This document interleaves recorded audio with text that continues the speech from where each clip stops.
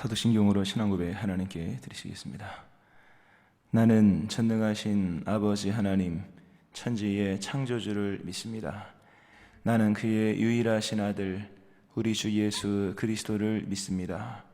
그는 성령으로 잉태되어 동정녀 마리아에게서 나시고 본디오 빌라도에게 고난을 받아 십자가에 못 박혀 죽으시고 장사된 지 사흘 만에 죽은 자 가운데서 다시 살아나셨으며 하늘에 오르시어 전능하신 아버지 하나님 우편에 앉아 계시다가 거기로부터 살아있는 자와 죽은 자를 심판하러 오십니다.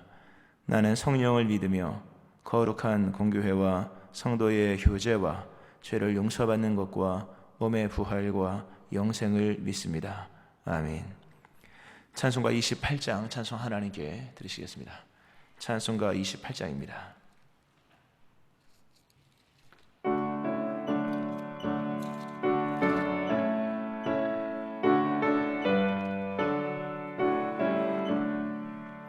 복의 근원 강림하사 찬송하게 하소서. 한량없이 자비하심 증량할 길 없도다. 천사들의 찬송가를 내게 가르치소서. 구속하신 그 사랑을 항상 찬송합니다. 주의 크신 도움 받아 이때까지 왔으니 이와 같이 천국에도 이르기를 바라네. 하나님의 품을 떠나 죄에 빠진 우리를 예수 구원하시려고 보혈을 흘려주셨네. 주의 귀한 은혜 받고 일생 빚진 자 되네. 주의 은혜 사슬되사 나를 주께 매소서. 우리 마음은 연약하여 범죄하기 쉬우니 하나님이 받으시고 천국인을 지소서. 아멘. 기도하시겠습니다. 부활 주일을 보내고 그리스도 예수의 부활, 나의 부활됨을 믿으며 오늘도 부활 신앙 안에서 새롭게 살 수 있는 하루를 허락하심을 감사드립니다. 부활 이후에 펼쳐진 그 제자들의 또 사도들의 믿음의 사람들의 삶이 한 주간의 우리의 삶에 나타나기를 원합니다. 동행하시는 주를 신뢰하고 따르며 또 말씀하신 명령을 순종하며 살아가는 한 주간의 삶, 또 오늘 하루의 삶이 되게 하시기를 원합니다. 성령을 받으라 말씀하신 주님, 성령의 충만함을 오늘도 허락하여 주시고 우리의 근본 육에서 영으로 옮겨지는 그 날마다 영의 것을 추구하고 또 신령한 믿음의 세계를 살아가는 자들 되게 하여 주옵소서. 오늘도 주의 이름 부르며 기도하는 제목들을 아시는 주님, 저마다 간구하는 제목을 들으시며 육신의 질고 가운데 건져주시고 물질의 어려운 이제 가난과 또 불편함 속에서 건져주시며 무엇보다 이 모든 일을 행하시는 주님을 만나게 하시고 특별히 하나님 코로나19로 인하여 전 세계가 어려움 가운데 있습니다. 하나님이 주인이시며 하나님만이 치유자이시오니 하나님 고치시고 치유하시고 하나님 일상을 회복시켜 주셔서 하나님 모든 백성이 온전함으로 또 자유함으로 하나님께 나와 예배하고 또 주신 분복 누릴 수 있게 하여 주옵소서. 말씀을 듣습니다. 주의 말씀이 심령 깊은 곳에 새겨지게 하시고 듣는 귀 열어주시고 또 전하는 종의 입술을 주관하시며 말씀을 잘 증거할 수 있게 하여 주옵소서. 오늘도 이후에 기도할 때 성령께서 운행하시오며 감사드립니다. 예수님의 이름으로 기도합니다. 아멘. 이사야 48장 17절부터 22절 말씀 보시겠습니다. 뒤에 문은 좀 닫아주시기 바랍니다. 새벽에 좀 시끄러울 수 있어요. 이따 기도할 때 여시고요. 이사야 48장 17절부터 22절 말씀입니다.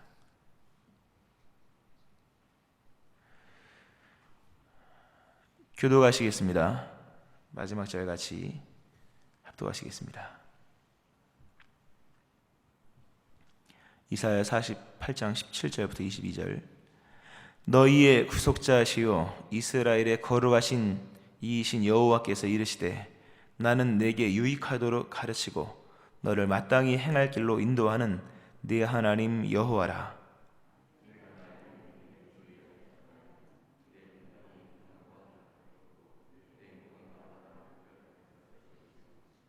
내 자손이 모래 같았겠고 내 몸의 수생이 모래알 같아서 그의 이름이 내 앞에서 끊어지지 아니하였겠고 없어지지 아니하였으리라 하셨느니라.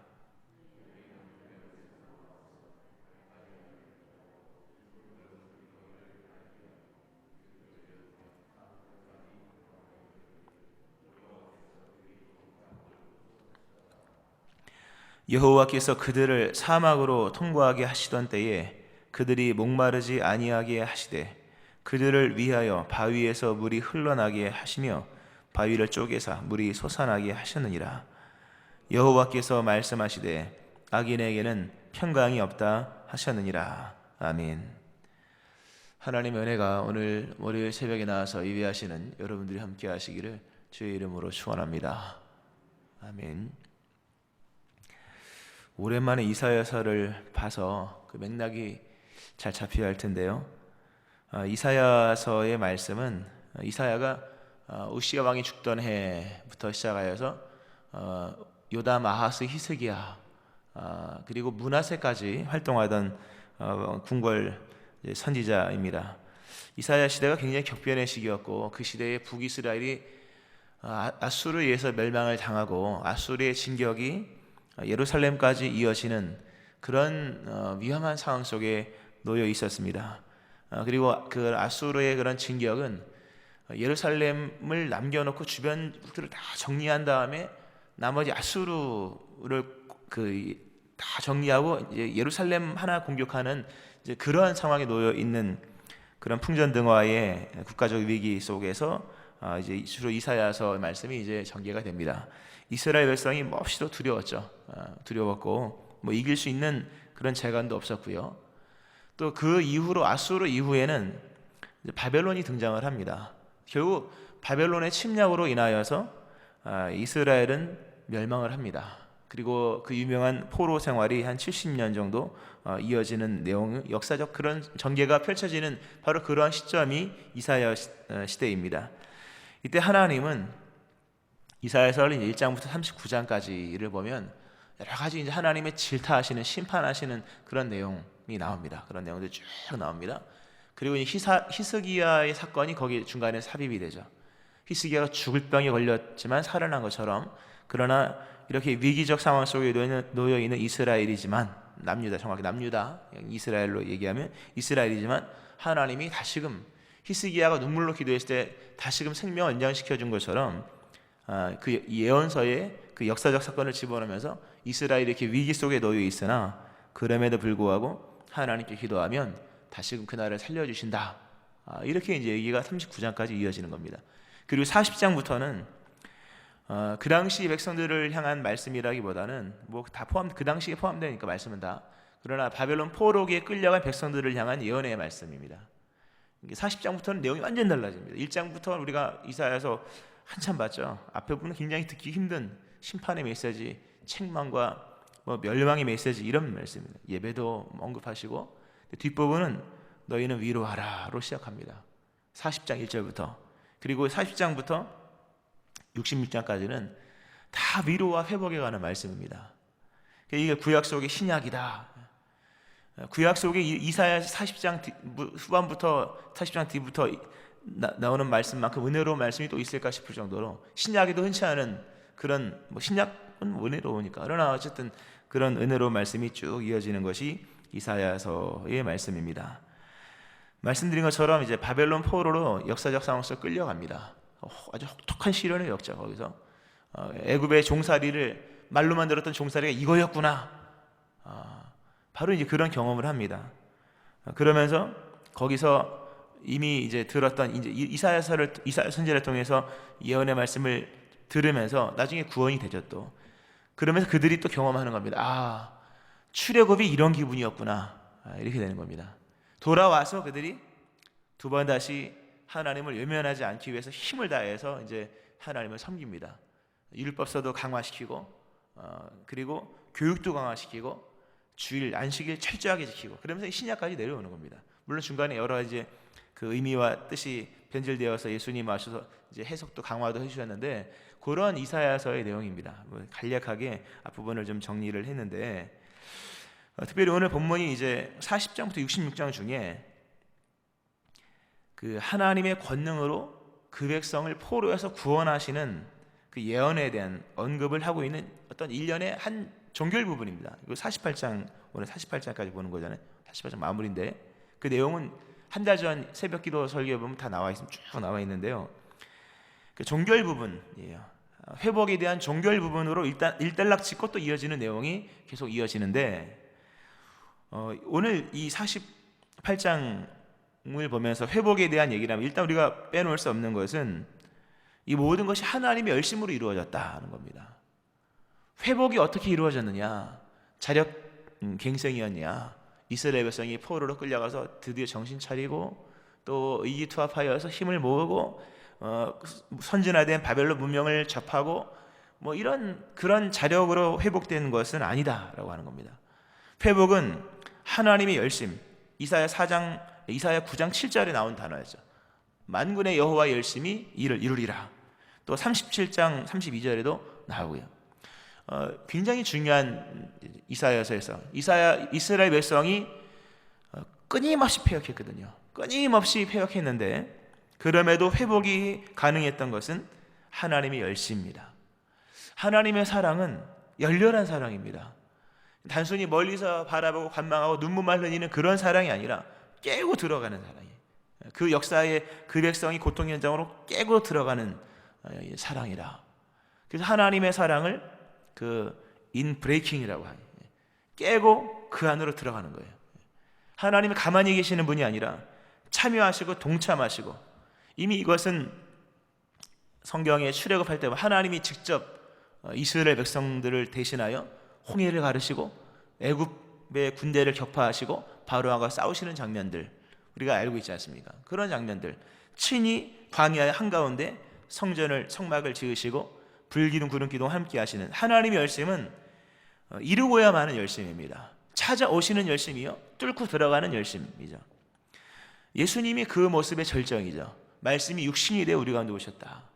예수님이 이 땅에 오셔서 여기서 하나님의 나라를 펼쳤다. 이 대단한 말씀이죠. 이거 하나님의 열심의 어떤 그 절정이죠. 땅에서 죄를 사하는 권세를 거기서 완성하시잖아요. 하나님의 나라가 이미 너에게 임하였느니라. 천국은 저 먼 미래 저 천국 가서 있을 줄 알았던 예수님이 그걸 이루신 것은 찾아오시는 하나님의 열심이 하나님 이사야에서 빼놓을 수 없는 것은 하나님의 열심이 있는 하나님이다. 그 사랑은 관망하고 멀리서 바라보는 그런 쓸쓸한 사랑이 아니라 뚫고 들어오는 사랑이다 라는 것. 그리고 하나님은 자신의 이름을 걸고 하신다는 것. 열심에는 하나님의 이름. 그리고 오늘 읽지 않았지만 48장 11절에 보면 나는 나를 위하며 나를 위하여 이를 이룰 것이라. 어찌 내 이름을 욕되게 하리요 내 영광을 다른 자에게 주지 아니하리라. 이름을 걸어놓고 하시는 거예요. 자신의 이름을. 하나님은 안 보이잖아요. 안 보이는 하나님이 우리에게 주신 몇 안 되는 소중한 것이 뭡니까? 일단 말씀을 주셨고 자신의 이름을 주십니다.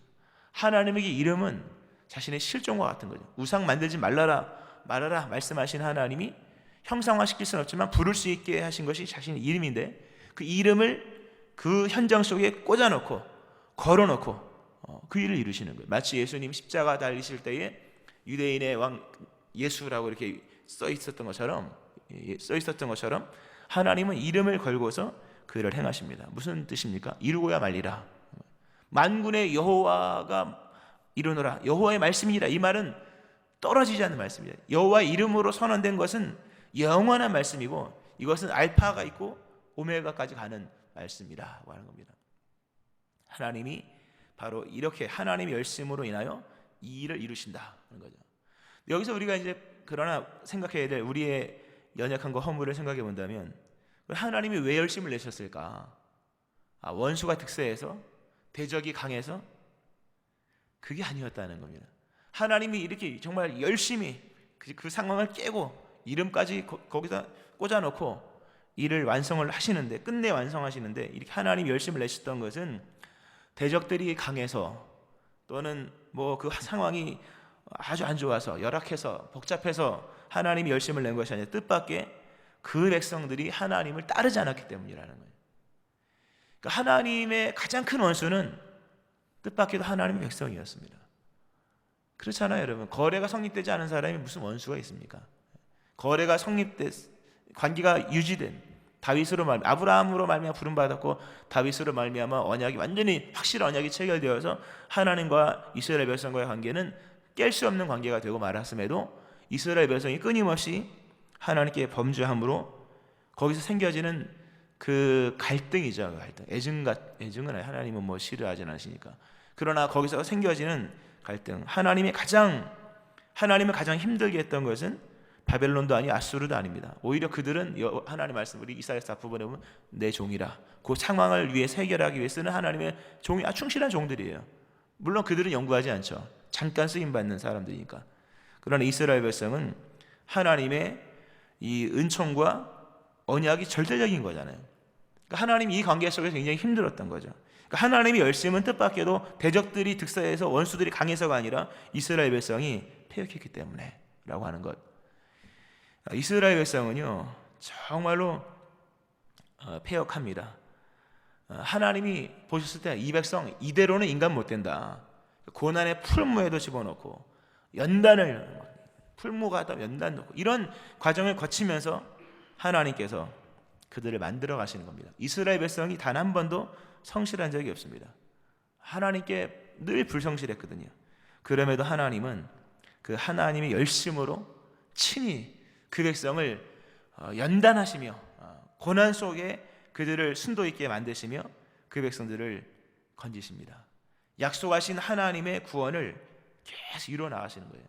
참 예수님이 이스라엘의 혈통상 예수님이 거기서 태어나셨다는 게 진짜 하나님의 열심의 반증입니다. 사실 하나님이 버릴 수 있는 상황이 얼마나 많았겠습니까? 네, 그럼에도 하나님께서 이스라엘 백성을 패하지 아니하시고 그 하나님의 열심, 관망하는 것은 뚫고 가는 열심, 자신의 이름을 걸고 그 이름이 합당한 일을 이루시는 하나님의 열심으로 이스라엘 백성이 회복되는 거예요.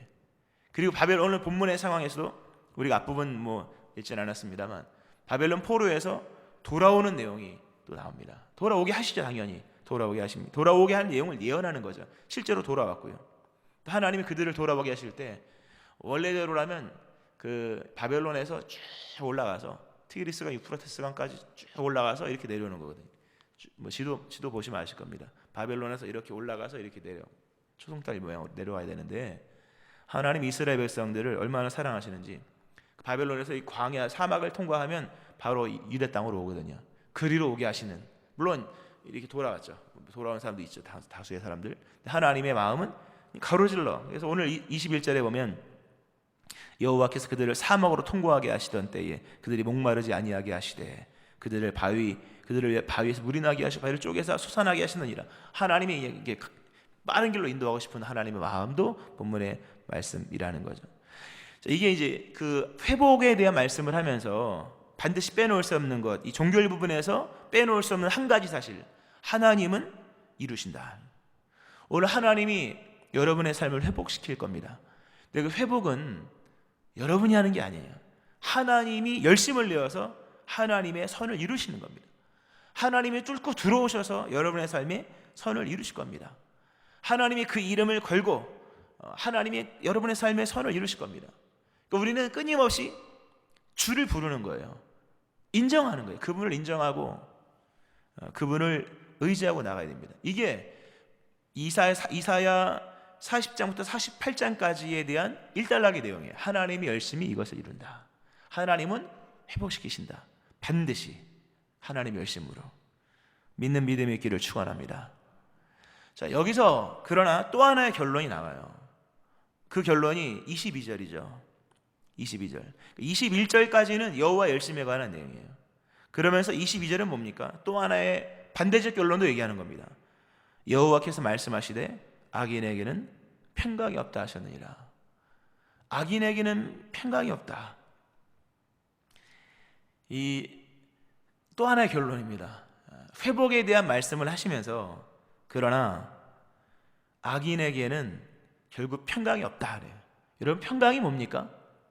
평강은 모든 것의 결론이라고 말씀했죠. 모든 것의 결론. 전쟁의 승리, 그 승리의 질적 의미가 뭡니까? 탈취물입니까? 탈취물이 아닙니다. 평강이에요.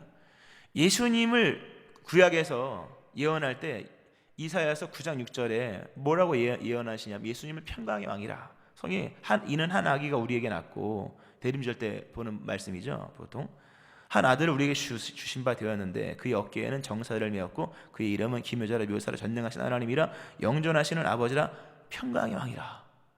은혜의 절정은 평강입니다.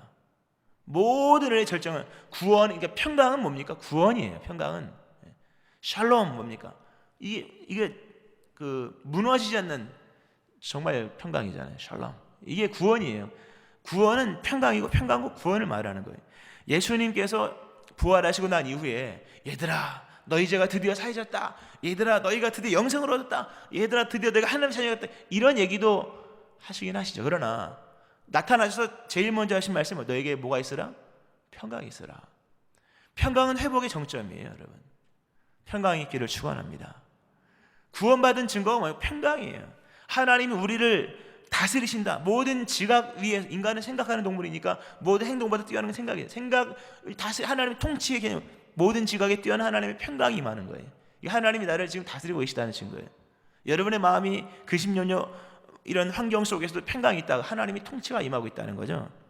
그러니까 평강은 이 구원의 절정이 예수님 오셔서 긴 얘기 안 하시고 평강이 있으라. 두 말씀은 평강이 있으라. 성령 받아라. 내가 너희를 보낸다. 이렇게 말씀. 이 평강이요, 평강이 위로의 결론이에요. 너희는 위로하라. 그 위로의 결론이 평강이잖아요. 그러니까 하나님의 통치의 결론은 평강입니다. 그 평강은 하나님이 열심으로 이루시는 거예요. 반대로 심판의 결론이 뭡니까? 평강이 없는 거예요. 심판은 뭡니까? 평강이 없는 거예요. 예수님 비유하신 부자와 나사로의 비유에서 그 부자가 지옥에 가서 내가 고민한다 그래. 고민한다. 결론이 안 나는 생각들, 정리되지 않는 마음들, 다 평강 없는 거예요. 그 지옥 같은 삶이죠. 악인에게는 평강이 없다. 악인에게 임한 심판은 평강이 없는 거예요. 그리고 나중에 뭡니까? 진짜로 지옥으로 가는 거죠. 여기서 우리가 이런 그 종결 부분에 말하면서 하나님이 열심히 일을 이룬다라는 말씀을 하시고 동시에 악인에게는 평강이 없다라는 말씀을 하시면서 이 두 개가 동시에 일어나는 겁니다. 우리는 평강 없는 악인들이 아니라 평강 있는 믿음의 사람인 줄로 믿으시기 바랍니다. 우리 하나님께서 행하신 일들이라는 거죠. 여기서 하나님이 굉장히 긴장 관계의 얘기를 하시는 겁니다. 이렇게 만군의 여호와 열심히 이것을 이루지만 그러나 악인, 여러분 악인은 뭘까요? 우리가 시편 강해할 때 보자. 악인들의 사상, 악인들의 생각, 악인들은 뭡니까? 하나님이 없다 하느니라. 악인들 하나님이 없다 하는 사람들이에요. 하나님이 안 본다, 이 악인입니다. 하나님을 인정하지 않는 사람에게는 평강이 없습니다. 악인, 흉악한 악인들, 이런 악인들이 아니야. 오늘 본문상의 악인은 바벨론 압제로부터 해방 예언을 하시는데 그 예언을 무시한 사람들, 또 때가 되어 포로에서 하나님께서 귀환하라 말씀하시는데 바벨론에 정착하여서 거기에서 귀한 명령을 거부하고 하나님의 말씀을 멸시하는 사람들, 이들에게는 평강이 없다라는 말씀을 하시는 겁니다. 악인이 누구냐? 말씀드린 건 하나님이 없다고, 하나님을 인정하지 않는 사람이에요. 범사에 인정하지 않는 사람, 하나님 없다는, 긴 얘기하면 안 됩니다만, 하나님이 없다고 생각하는 사람들에게서 나오는 그 생각이 얼마나 무서운지 보세요, 여러분. 하나님이 없다고 생각하는 사람들, 들키지 않는다, 그런 사람들이 행하는 죄가 얼마나 큽니까, 여러분? 모든 일은 다 들킵니다, 여러분. 아셔야 돼요. 그럼 우리가 다 이게 말씀드려요. 들키는 거 하나님 들키게 하십니다. 다 백주에 다 드러나게 하십니다. 그런 생각 속에 살아야 정직한 삶을 살죠. 여하간 악인에겐 평강이 없다 말씀하십니다. 하나님이 이루시는 이 은혜의 시기, 지금 그리스도 예수로 말미암아 은혜의 시기를 살고 있는데 주를 불러야 할 것입니다. 하나님을 의지하고 기도해야 되겠죠. 아무것도 염려하지 말고 다만 모든 일에 기도와 간구로 너희 구할 것을 감사함으로 하나님께 아뢰라. 그리하면 모든 지각에 뛰어난 하나님의 평강이 그리스도 예수 안에서 너희 마음과 생각을 지키시리라. 우리가 일시적으로 마음의 평강이 없을 수가 있습니다. 그건 악인이라서 그런 것이 아니라 수시로 무시로 기도해야 될 기도를 하지 않기 때문에. 마음의 평강이 없으면 악인이 아닙니다. 우리는 아니 예수를 믿으니까. 그러나 끝까지 예수를 안 부르면 악인이 되겠죠. 예수 그리스도 이름으로 기도하면 하나님께서 평강을 주실 것입니다. 그리고 평강은 여러 의미로 이제 확대가 되겠죠. 말씀을 좀 맺겠습니다. 에스겔의 환상 가운데, 에스겔의 환상 속에 성전 미문에서 나오는 그 흐르는 물 있지 않습니까? 회복에 대한 내용은 언제나 동일합니다. 그렇게 그 회복의 강물이 흐르는데 가는 곳마다 번성하고 꽃이 피고 약재료가 되는 나무들이 즐비야 무성하고 강이 회복되고 바다마저 회복되지만 진펄과 개펄은 여전히 회복이 안 된다는 거죠. 은혜의 강물이 흐를지라도 수용하고 받아들이고 인정하고 부르지 않으면 은혜는 건너갑니다. 은혜는 지나갑니다.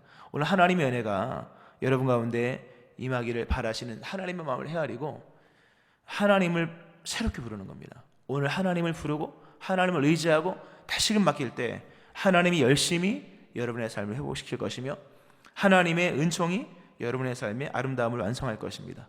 그러나 따르지 않고 부르지 않고 외면하는 사람들에게는 평강이 없을 것입니다. 오늘 이 충만한 그리스도 예수께서, 부활하신 예수님께서 나타나셔서 너에게 평강이 있으라, 이 평강의 충만함이 여러분과 내 임하기를 주의 이름으로 축원합니다. 아멘. 기도하겠습니다.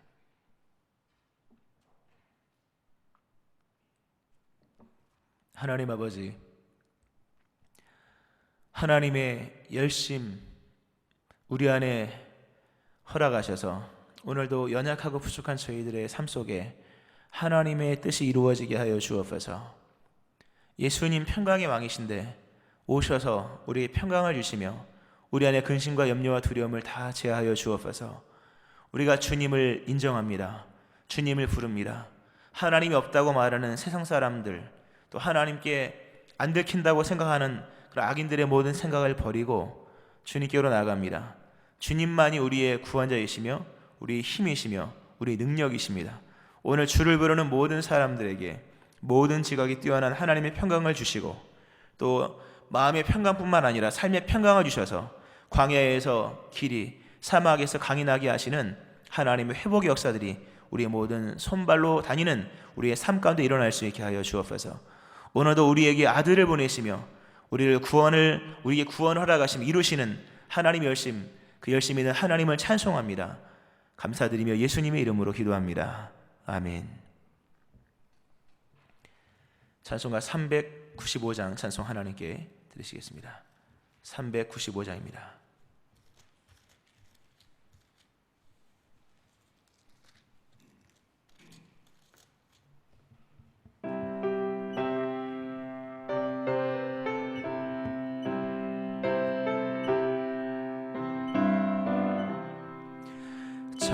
자비하신 예수여, 내가 사람 가운데 의지할이 없으니 슬픈 자가 됩니다. 마음 심히 어두니 밝게 하여 주소서. 나를 보호하시고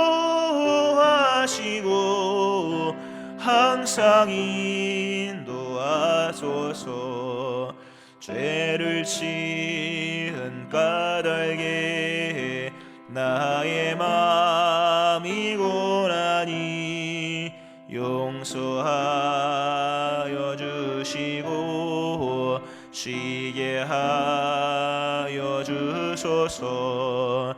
천국 가고 싶으나 나의 공로 없으니 예수 공로 힘입어 천국 가게 하소서.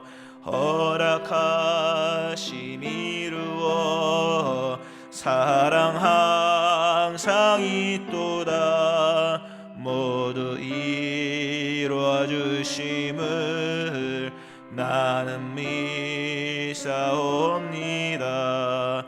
그 주밖에 누구를 달리 찾아보리요. 복과 영생 예수니 더 원할 것 없도다. 거룩하신 그 주여 피로 날 사셨으니 어찌 감사하온지 말로 할 수 없도다. 주의 귀한 영상을 나도 입게 하시고 하늘 날아가서도 사랑하게 하소서.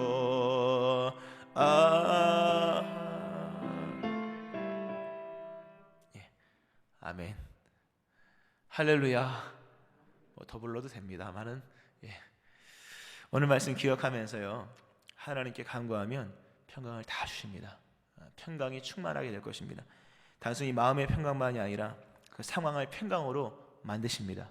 오늘도 하나님의 이런 은총을 기억하면서 우리가 기도하시고, 또 돌아오는 주일에 우리 교육부 드라이브인 부활절 예배가 잘 들을 수 있도록 지혜와 또 은총을 더하시도록 위에서 기도하시고, 우리 교회 새로운 교회 새로운 심령 되어지기를, 또 코로나에 속히 종결 종식될 수 있도록 위해서, 또 여러분의 기도 제목과 주변에 이 코로나 사태로 인해 어려움 당한 분들 너무 많습니다. 위하여서 주의 세 번 부르시고 함께 통성으로 기도하시겠습니다. 주여, 주여.